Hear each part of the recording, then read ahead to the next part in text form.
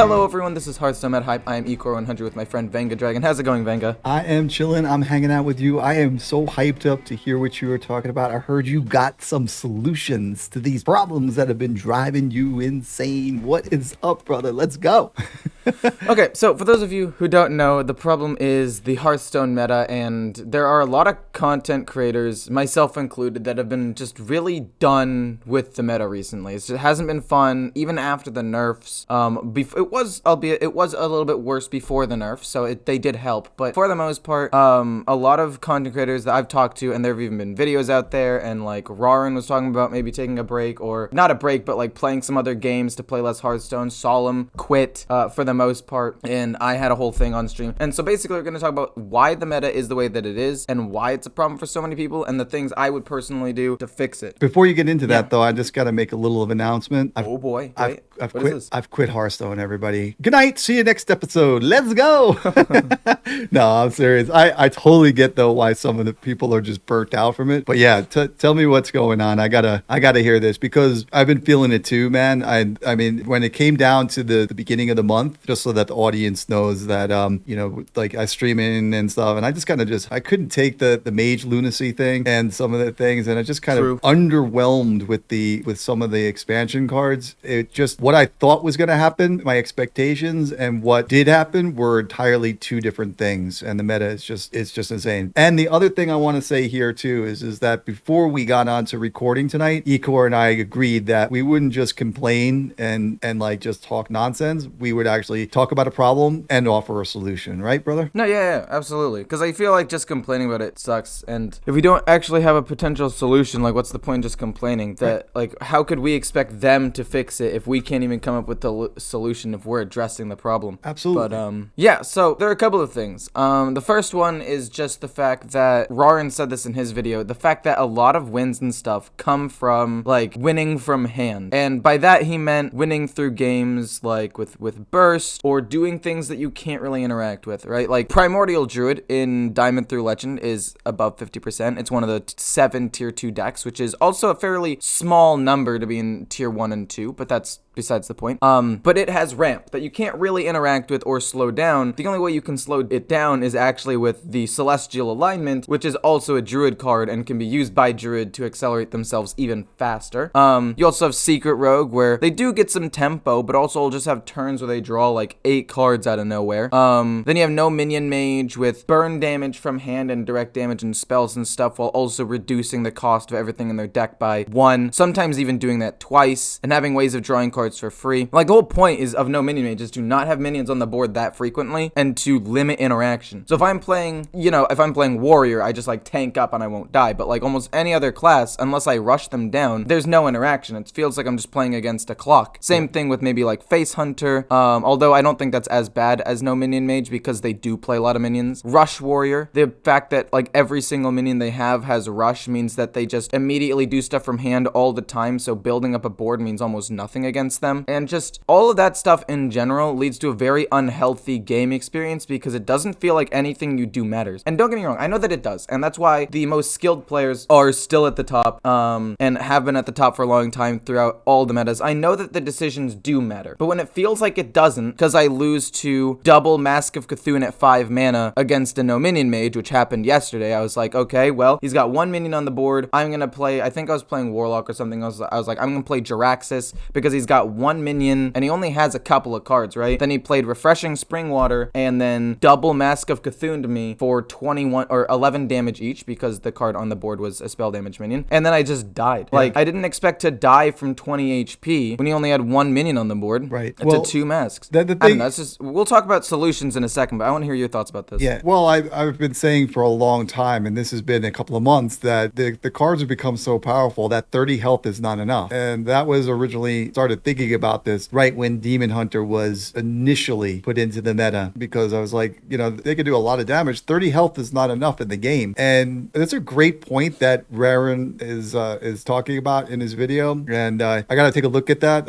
I'd watch Rarran stuff. I suggest that anybody that's watching this to check out his stuff and get a hold of him. He's really good content creator. And great point. I'd like to find out more about that. He's totally right. It comes from hand. And the fact is that there's too much that you can do in one hand and one turn, right? So it feels that way a lot, and I've seen that aspect is like you can't play around that.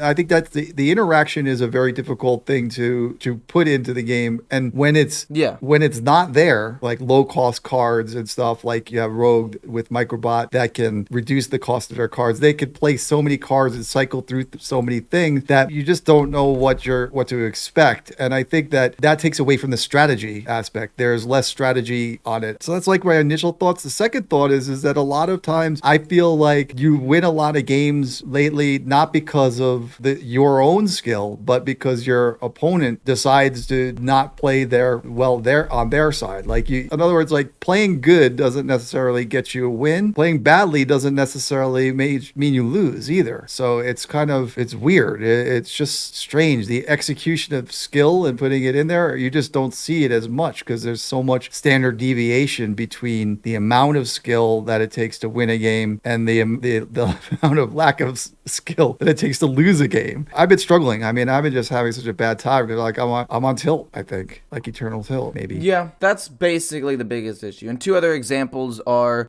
with Demon Hunter, the new Illidari Inquisitor, the 8/8 that just attacks face now. Yeah. Like imagine playing that on turn 10 and then hero powering and playing the Fury card. That's like 13 damage for 10 mana, and the minion gets to attack twice, so it can also kill a minion. And Demon Hunter's apparently the 9th worst class in the game, and it has that powerful of a card. Like, and Shaman with Doomhammer, but that I feel bad for Shaman. I can't be mad at Shaman. It's been so bad for so long.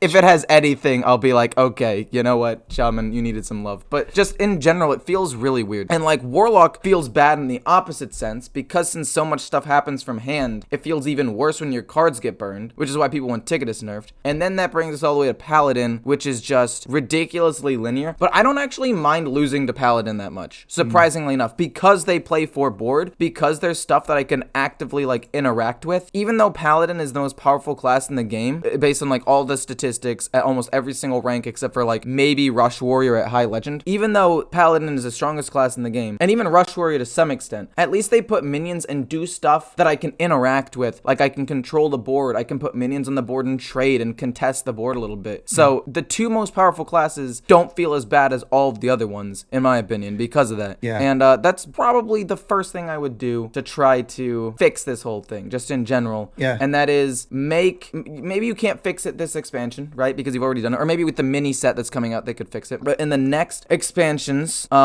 push for more minion-based, board-based archetypes that aren't like all from hand. Or give us counter to the ramp or counter to endless card draw. Let me interrupt you for a second though, real quick. Yeah. Isn't that what we asked for though? Isn't that what we thought we were getting in the meta? But we didn't. Like, it's even worse than it was before. We didn't get extra interaction. I've been asking for more interaction for a long time. And the worst part is Ticketus is like one of the only forms of interaction we have with the opponent, and he's a really toxic card. I think that he went a bit too far, but like something that burns even just 1 or 2 cards, or like keeps the opponent from drawing more than 2 cards this turn, or something like that to just stop this. Well, the weird thing is that they haven't, and this is like an offering a solution, and it's funny, it's like the watch posts, right? The watch posts are a solution to the problem of what we're talking about. But the problem is that the other cards in the deck exist. So it's like they couldn't get rid of certain cards that were in the meta and will remain in the meta for a while. And even if you nerfed them, it didn't make a sense. So the solution is more cards like the watch posts. But the thing is, the watch posts are just, it can be terrible to play. They're just, I sometimes I just feel like you're dropping down the 2/2/3 watch post that increases the cost of card. What's that one again? Marshawn? I don't even remember. But Far Watch Post is the one that increases mana. Yeah, sorry, Far Watch. And then Marshawn is the one that summons a 2/2 whenever they split. Yeah, right. Which is a really cool card actually, and I think it's not so bad. But the problem is when you play that card now at 2/3,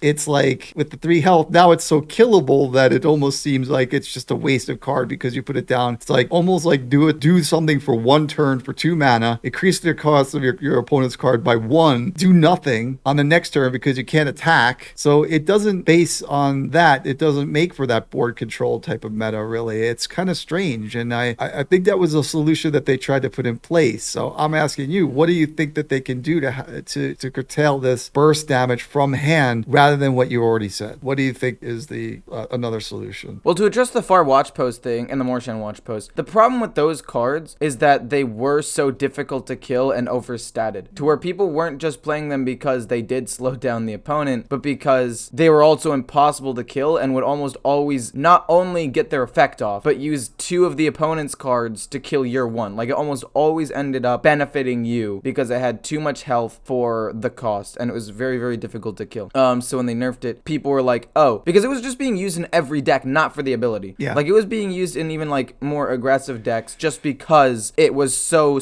well statted and it could bait out removal. What I think needs to happen is cards with, like, a battle cry that get the effect off, maybe a slightly better effect than, like, 1 card, like Far Watch Post gets 1, maybe a battle cry that says the next 2 or 3 cards you cast or draw get that, and then it would be like a 2-mana 2/3, and the next 2 cards you draw cost 1 more, because that way it'll still be as easy to kill, but you know for guaranteed it wouldn't just be 1 card. And obviously that's just off the top of the head. I don't really know if that would be balanced or the logistics of all of that, but have stuff played that would interact, or something that like increases the cost of spells. Like, I love the Cult Neophyte. I've actually started playing the Cult Neophyte in a lot of my decks, and the Ogremancer. Both of those cards I've been running a lot, and I ran a lot when Spell Mage existed. The problem with those cards is the fact that the Cult Neophyte, increasing cost by 1, in a lot of cases against like Spell Mage, only increased the cost back to the original cost because they played Incanter's Flow. Like, it literally just made the cards normal. And with Ogremancer, I feel like Ogremancer is a really, really good card into a lot of matchups, and I like it. I think the 3/7 is a good card that stops people from playing spells in a healthy way, right? It doesn't specifically keep them from playing spells, but it gives them a negative for playing them. And I actually liked the Morshan Watch Post. I didn't like the Far Watch Post as much because I didn't like increasing the cost of cards, which really only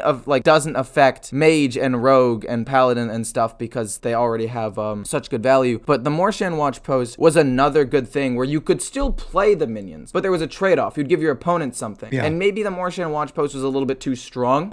Maybe summoning 2/2s on turn 3 was a bit strong. Maybe if it summoned 1/2s instead to contest the board, it would have been better. Or like 2 1s that were easier to kill but could still trade up. That would have been better. Yeah. But more cards like that, more cards that punish the opponent for making plays, but not so much that they can't, like, it's a trade-off, right? Like the Morshan Watch Post and the Ogremancer are really, really interesting cards that I think are pretty well designed. And you'd have to maybe tweak the stats a little bit, maybe like make the cards that they summon a little bit weaker, because an Ogremancer on turn 5, a 2/2 isn't that big of a deal. Yeah. But turn 3, a Morshan Watch Post, a 2/2 is a big deal. So making it a 2/1 and keeping the health kind of high could have been a little bit more balanced in my opinion. And just stuff like that. I feel like that, and just hand interaction in general, or like a way to slow down ramp, or a way to slow down draw, or a way to, like, if you're like a card that says if your opponent's deck was manipulated, like reset it. Yeah. Like, well, so that way if they ramped up, that would reset to where it should be, or if it was transformed or reduced in cost, it would transform back to where it should be, or something along those lines. But what were you gonna say? The funny part is these cards already exist in the meta. That's the thing. But the problem is they don't make any sense to play because 1, they're very easily killed, and 2, the cards that are better than they are played. You can't play this card as a counter to something that it's just not enough. I'll give you an example. There's a card like it's called Safety Inspector or something like that. Mm-hmm. And Safety Inspector is shuffle the lowest card from the bottom of your hand and draw a card, right? So that kind of like changes it. What I'm saying is that's from yours though. That's not from your opponent. If that was your opponent, I would probably run this card in a control deck, a 1/of. But let me tell you, see, that's the thing is that's what I'm saying. They exist, but they don't exist in the proper form, right? The thing is I don't know if this card here would be something that you could do, but there's also a card that's a Demon Hunter, which I believe that is trying to do it. And this is the card I was talking about, where if you outcast it, right? Yeah, Star Student Stelina, and look at 3 cards and shuffle 1 back into their deck. Yeah, or it's that one, and then there's another one which is I think 4 mana or 3 mana, which is Glide. Glide is a 4 mana. Oh, Glide, yeah. Shuffle your hand into your deck, draw 4 cards, outcast, your opponent does the same, right? Yeah. That card is like, how badly can that card screw you up on the Ticketus combo? How badly could that screw you up on just on the lethal combo? So the cards do exist, but they're just not in the right form. So the problem with... Oh, sorry. No, tell me the problem. What's the problem? Let's fix it. So, first, I actually do run Star Student Stelina. I just haven't recently because Demon Hunter doesn't have that many archetypes. But I ran in every single Highlander Demon Hunter and, like, Big Demon Hunter and Control Demon Hunter I ever made. Because I think this card is really good and is one of the few times they can interact with the opponent. And I pick it very frequently off the Illidari Studies. The one that discovers an outcast card, reduces the cost by 1. Also, with Illidari Studies, I'll pick Glide sometimes. The issue with Glide is the fact that the card is not very good. In very few instances is it actually that good, because especially right now, because the decks are more like mid-range and not just pure aggro. And the fact that Glide would only draw you like 4 cards, like, yes, it affects the opponent, but it has to be outcasted for it to be any good. And a lot of the time it's just going to be a dead draw, because when I play Demon Hunter, I would say 8 out of 10 times I'm probably going to have more than 4 cards in my hand, or 4 or more cards in my hand, like the entire game. Yeah, just give me, unless it gets... Let me hear me out for a second though. What I'm saying is I'm not saying this is a good card. I'm saying that this card is the type of card that would allow you to interact with your opponent in that aspect. This card is badly designed. I just want to go on the record saying that. But the fact that you can throw 4 cards into your, like, so for example, if you're playing against a handlock deck, right, and you have this card, and it shouldn't just be for Demon Hunter. This could be something that was used in, like, there's different anything, like neutral or something. Yeah, different variations of it for different classes. You know what I'm saying? Like some other ways, right? But if you're up against handlock and you do this, then your opponent now, instead of having 8 cards in their hand, they only have 4, right? So that's a pretty sick interaction there. I mean, that could throw up a lot of things. That messes up the mulligan for your opponent and everything. That's all I'm saying. This is not a good card designed because there's too many constraints around it, but it's the type of card that I believe would be more interactive. I think Star Student Stelina, though, is a really well designed card. I actually really like that card. Yeah, like, I agree with you. I agree with you. Yeah. I think there should be a neutral card that does something similar to this. Maybe not the exact same thing, because a neutral card that would do this would be kind of strong, but like something similar. Yeah. Maybe look at 2 cards in your opponent's hand and shuffle 1 into their deck. Or maybe make it like really poorly statted, like a 5-mana 4/4 or something like that, which isn't even that bad, but I mean, it's still kind of bad. Yeah. There's another card in the meta, the 4-mana South Sea Scoundrel, which is a battle cry. Discover a card in your opponent's deck. They draw theirs as well. That's a card that's different though. But it tries. That would draw them the card. But it tries. But that tries. Yes, I've actually run this in a couple of my control decks recently because it does try. It can disrupt the opponent. I've actually used it once or twice to make them draw a card, so that way they overdraw their next card, because they'll be like, oh, 9 cards, I'm fine. And so the South Sea Scoundrel can be good sometimes. And like this, more cards like this, they don't even have to all be good. Like the South Sea Scoundrel isn't that good, but more cards like this in general, so that way if you want the option to interact, you can. And if you want the option to like out big brain your opponent and think, you can. Because right now it's just, there's really not that much thinking. Like even some of the most difficult decks, other than Miracle Rogue, I think Miracle Rogue is actually, and like Secret Rogue, those 2 decks require a lot of quick decisions. But like even some control decks, it's just like, if I have nothing to interact with, heal up or armor up a little bit, has. Or if I'm playing against a spell mage, it's like direct damage, has. But like cards like this, or Star Student Stelina, or the Watch Posts are overstated. Them being the stats they are now means that you'd have to play them a little bit smarter to make them work. But like more cards like this in general would be good. Like a couple of cards per expansion that can disrupt. And like the one for secrets, the Horde Operative. I tell people to run that all the time in my budget list, because I, for a couple of days, made like 1 or 2 budget decks a day. And even in some of my control decks, I'd run 1 copy of it until the sword was nerfed for Paladin, when Secret Paladin was like an absolute menace. I would run that card. Yeah. And I would run like Acidic Swamp Ooze if Doomhammer Shaman was more in the meta, so that way I could stop their Doomhammer. So like the thing is, some of these cards exist, they're just so few and far between, and the difference in power level of some of these cards and classes is ridiculous. Like if you give me the pool of Paladin cards and say compare them to any class that isn't like Warrior or maybe Mage, Paladin looks so much stronger at like every stage of the game. And like it's just like when you look at classes like Shaman, and even Demon Hunter, even with the Illidari Inquisitor, and even Warlock, because its only good cards are like Ticketus and Jiraxis. If you don't get those or go super late game, you lose.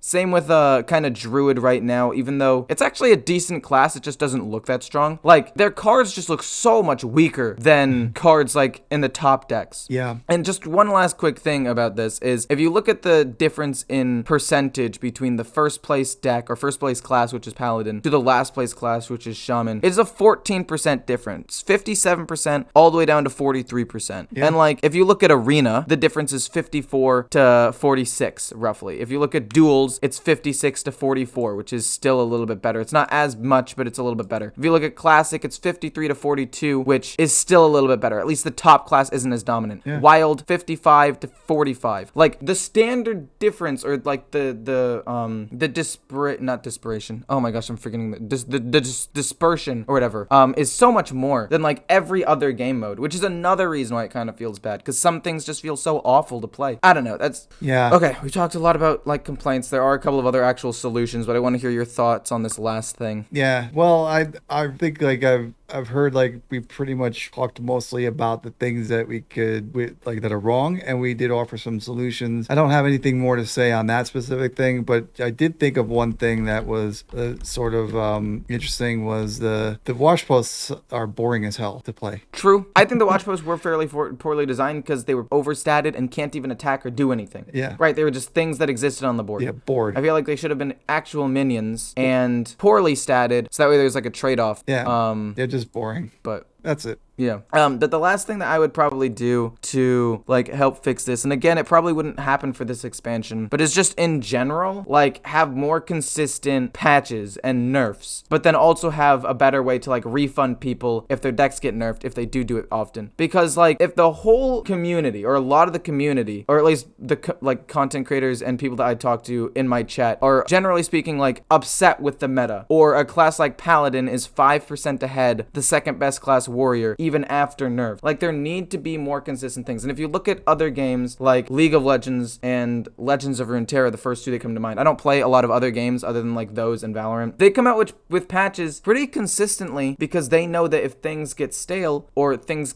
are abusable, they need to be able to change it quickly. And I feel like if Hearthstone did something like that and constantly changed the meta, even just a little bit, gave a few buffs to Shaman this, like, let's just say this week was the 2 weeks, like, oh, Shaman's 10th and is by far the worst class and has no playable deck, we'll give it, like, we'll buff a card, or we'll do something, or like Paladin's super duper strong, you know, it has a 1 mana 1/1 that draws him a card, let's make it 2 mana, like Novice Engineer, which will still be playable because Novice Engineer is playable in some decks, but make it more situational than just like really, really strong. Just spitballing ideas here. No, I'm hearing you. I don't know. Yeah, the thing is they kind of do that right with the Tavern Brawl, and they used to do it with the Tavern Brawl, and also Arena. They changed up the cards that are in there. But that was like every couple of months, and Tavern Brawl was every week. But that's not like the competitive game mode. Not many people play that compared to like actually Standard or Wild or Classic now or all that. What I'm saying is that they have done it before, so they are capable of changing. Oh, you're saying that, yeah. Right. So the thing with that though is that can they actually do that, like logistically? Is it like, because we've talked about this, where it's not necessarily like as easy as just changing the cards like numbers and then putting it in the meta and seeing what happens. There has to be an element of some type of play testing, and there's research that actually goes into this, so it gets more expensive for them to do these things. One, because if you buff somebody's card, then they use it. When you then bring that down, then you would be giving refunds to people for dust, right? So eventually what could happen, I don't think that would be that bad. Well, people could start gaming the system. That's been something they could people game have the been system. upset about for a long time. They game the system though. They'd be like,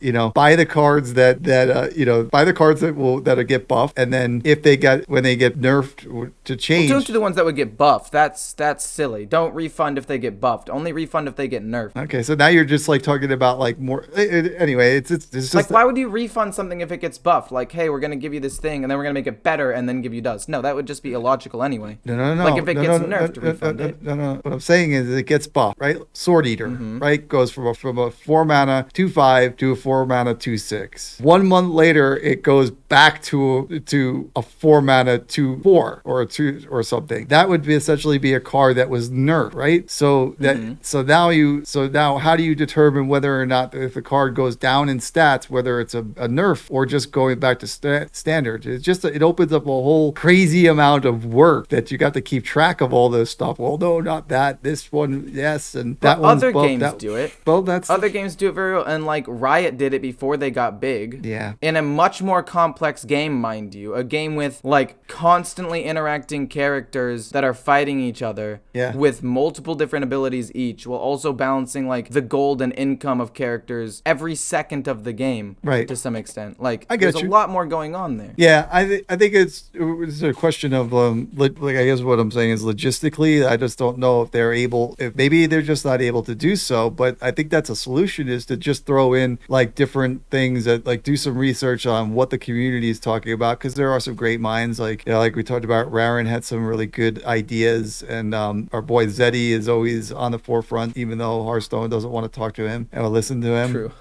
And and he's toned it down, and but he doesn't care anymore. And then next week he'll tone it down, and then he doesn't care anymore. But it's good. So they should listen to guys like him, because he does know what it is and loves the game. But I think that the solutions are just not. It's hard to do. And I think, what do you do? But they've done it, and they have shown that they can nerf cards quickly. Yeah. Like they've done it for Demon Hunter. They did it with Paladin, and I'm pretty sure they could have nerfed it faster if it weren't for Grandmasters going on at that time, because they didn't want to nerf it right in the middle of a tournament. Like they've shown they can nerf cards within a week if there's a problem. Yeah. Well, and doing that consistently and doing it every 2 weeks, and like not big changes, but like 1 or 2 problematic cards. Like, oh, Crab Rider's being played in like 30% of decks and is like really oppressive. Let's make it a 1/3 and see what happens. I remember when I saw Crab Rider the first time, I said, a neutral that with 1/4. Dude, don't even start Crab Rider. I lost it. I was like, oh wow, my God. really? That's a crazy card, right? So it's yeah, but there's just not enough cards to interact with it. Maybe the solution isn't nerfing that card. It's just, or maybe buffing other things, but still they need to do it like consistent. Sorry, Yeah. I interrupted you. I'm getting fired up about this. No, don't get fired up. It's okay. Don't worry about interrupting. I'm here to listen. I am here to listen. But I think that the crux of what I'm trying to say is that yes, you can make those changes every so often to the meta to change it up. But the thing is there's not all of those changes will result in what is either good for the meta either, because it's hard to play test the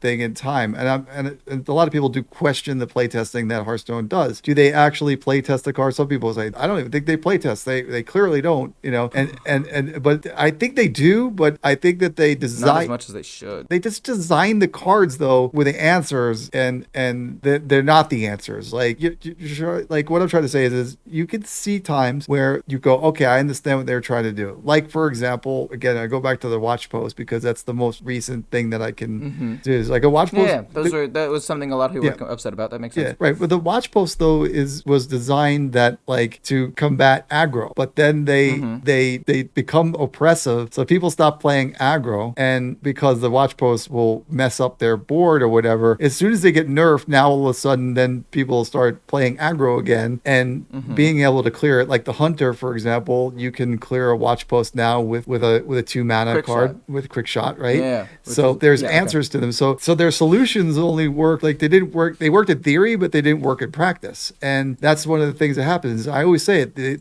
It's hard to simulate great players, like, because that's the reason why computers and great players and creativity exist. And they're different. Is human beings can solve problems that computers can't solve, because they. The truth is, Ecor, is that I really don't know. I have so many ideas, and I don't know if they're proper solutions to the problem. I think that the Hearthstone players play so well and well beyond what any battle testing can do. They definitely need to listen to the community more, but the thing is how can they put the theories that we have into practice and make them better? I'm kind of a loss for words. I thought that we would have more solutions, but it's just so difficult. They're struggling like we are to do the same thing, to come up with it. How would you play test it? How would you test it out? You make small patches on a every 2 weeks, because that would keep things not only fresh, so the meta would not get stale, but they can test out certain nerfs and maybe revert them if they went too far. And it's only going to be for 2 weeks, so people will be like, okay, I know it'll get fixed in the next 2 weeks. And you were talking about some things like nerfs not working, like watch post, but I'd argue that the nerfs actually did work. Like, even though aggro went into the meta, it made the 2 by far most played neutral cards played less because they were overtuned. Yeah. And I think that there is a middle ground, and I feel like if they came out with another patch a little bit later, they could rework the watch post again, because I think the idea was somewhat interesting, and maybe make it a little bit better Yeah. or something like that. Like, I feel like if they nerfed things more consistently and tried more things, it would be better just in general. I think I agree with Maybe you I'm there. expecting too much, but Well- I feel like it wouldn't be that hard, especially if it's just like a couple of cards. Like, okay, the best class in the game gets 1 card nerf, the worst class in the game gets 1 card buff, and like maybe 1 or 2 cards from like an archetype like Ping Mage you want to see played more, and Mill Warlock. Those will get 1 card. Or even just 1 of those. How about a beta tour? Not a beta. How about a beta server that? Or like a PvE, that would be cool. Yeah, right. So you could test it out for like a week and good players can play that or whatever. And then if it ends up working there, then they come out with those nerfs. Yeah. Like the following week. Yeah, it so that way costs they you- can like constantly have stuff in motion. But I Costs don't you know. like 100 gold to go into like a beta server and play like for a day or something like that. And I don't think there should be a cost attributed to it. I feel like if people All want right. to try out the things on the PvE, but maybe, I don't know how they would do it, but like a PvE server would be kind of interesting. all But right. Clearly, we don't know what we're talking about. I know. I started off with such high hopes to have solved the problem, and all I think that we've done today is created more questions. But so why don't we leave it to some of the commenters to put in some comments below and let us know what they think can be things that can be done to change the meta or play test better or whatever it may be. Put your comments below. What do you think, Igor? Yeah, I think that the community, as like a collective people, that's more than just us two, would probably have a better idea or come up with some really creative solutions that we can't come up with. There have been so many times when people say like, what about this thing in the comments after I made a comment in a video, and I was like, wait, that would be such a good idea. So like, yeah, by all means, every comment and just all these cool ideas. We can't really make the game better unless we all work together and come up with some great ideas. So I feel like we could definitely do that. So we have more to talk about, believe it or not, on the next segment where we're going to talk about more Hearthstone things and hopefully create solutions, not problems, not questions. We have such a good time here, so we're going to jump on over to the next one, right? Yep.